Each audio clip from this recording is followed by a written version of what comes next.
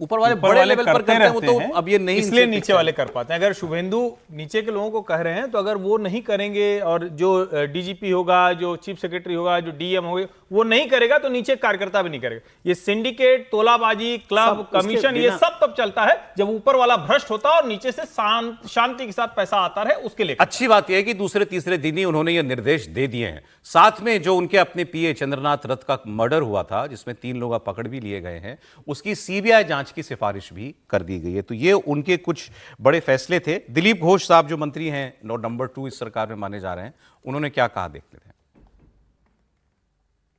तो नेता मंत्री ऐसे हैं टीएमसी के, मैक्सिमम सब करप्टेड है।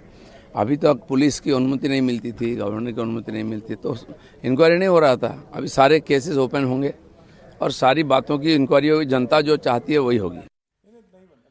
तो इन्होंने ये इशारा किया कि ममता राज में जो कुछ गड़बड़ हुई है, गलत हुआ है, भ्रष्टाचार हुआ है, उस सब की जांच होगी। और ये एक मंत्री का सबसे पहले 10 घंटे पूछताछ हुई उस मंत्री से, और उसके बाद ईडी ने उनको करप्शन के चार्जेस में जो है वो हिरासत में ले लिया है।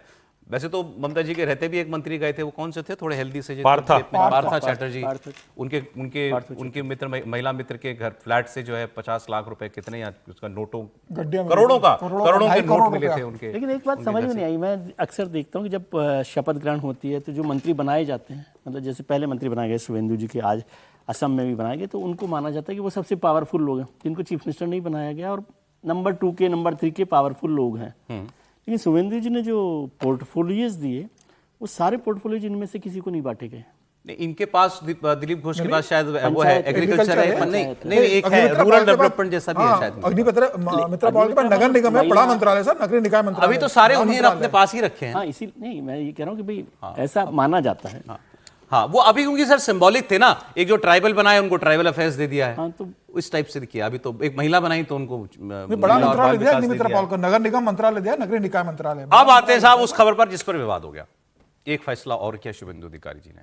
पश्चिम बंगाल में अफसरों की नियुक्ति पर संग्राम छिड़ गया है। शुभेंदु अधिकारी ने मुख्यमंत्री बनने के बाद चुनाव आयोग के विशेष पर्यवेक्षक रहे सुब्रत गुप्ता को पश्चिम बंगाल के मुख्यमंत्री का सलाहकार बना दिया। ये ऑब्जर्वर थे इलेक्शन कमीशन के, वो तो बन गए इनके सलाहकार।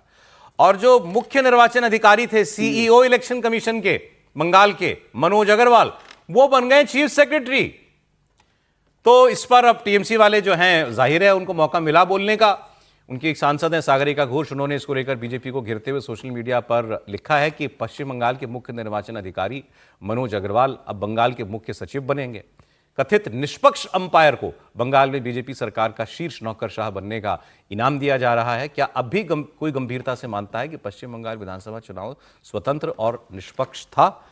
ये तो जब मैंने भी खबर देखी तो देखिए माथा तो ठनकेगा ही और ठनकना चाहिए। इलेक्शन कमीशन का सबसे बड़ा अधिकारी पश्चिम बंगाल का वो चीफ सेक्रेटरी सरकार में लग जाता है, ऑब्जर्वर एडवाइजर बन जाता है। अरे आप किसी और अफसर को चुन लेते, हो सकता है बड़े काबिल अफसर हों, लेकिन क्यों ये तोहमत आपको इनवाइट किया आपने? विजय जी क्या कहना है?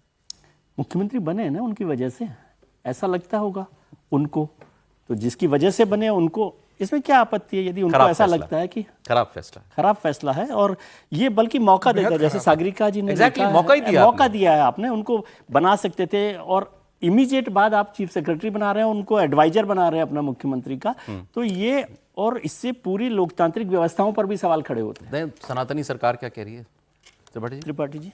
नहीं, मुझे लगता है कि थोड़ा सा कंफ्यूजन है। मुझे भी वो कंफ्यूजन था। वो चुनाव आयुक्त और चुनाव अधिकारी दोनों में बड़ा फर्क होता है। चुनाव अधिकारी राज्य सरकार के कैडर का एक अधिकारी होता है, जो ऐसी ही नियुक्तियां उसकी होती रहती हैं। मेरे भी मित्र हैं जो उत्तर प्रदेश में सहायक चुनाव आयुक्त थे, और उसके बाद दूसरी जगह उनकी पोस्टिंग हुई, सरकार के एक विभाग के वो अधिकारी हैं, सेक्रेटरी हैं, ज्वाइंट सेक्रेटरी हैं। ये भी सेक्रेटरी तो मुझे लगता है कि ये जानकारी थोड़ी सी, ये इनको जब आप ज्ञानेश कुमार जी और जो क्या नाम है, जो सहमत है, अरे भाई ब्यूरोक्रेट है ना, बंगाल काडर के ब्यूरोक्रेट हैं। फैक्ट तो पहले रख लेने दीजिए आप, मतलब आप लोग नाराज, आज आप दोनों लोग नाराज हैं, पहले विजय जी होते थे। लेकिन कुल मिलाकर क्या है, ये आप नहीं होता तो आप कह सकते थे और अच्छा लगता, लेकिन अगर एक जो उनकी नजर में जो मुख्यमंत्री के तौर पर जनता के मैंडेट से चुना हुआ, अगर उनको ये लग रहा है कि ये हमारा ऐसा अधिकारी है जो काम अच्छे से करता है, बंगाल बहुत विषम परिस्थितियों में था, और अगर उनको लगता है कि मनोज अग्रवाल कर सकते हैं तो करें। अभी तो थोड़ी देर पहले मैंने बताया था कि ज्योतिषी को अपने विजय जी ने रख लिया, तो आप विजय जी भी और सौरभ जी दोनों लोग एक साथ बोले। ज्योतिषी आपने खुद कहा ना करते तो अच्छा होता।